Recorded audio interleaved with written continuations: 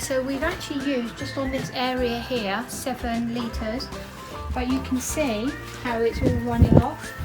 Now actually, if you have some heavy rain, the rain will take the dogweed under the paving, so potentially you can have some odour from the paving.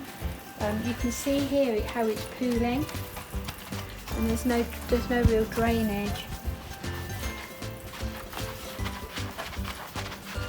So this is the sub-base soaker we're using at the moment, so the gel would probably be really handy here.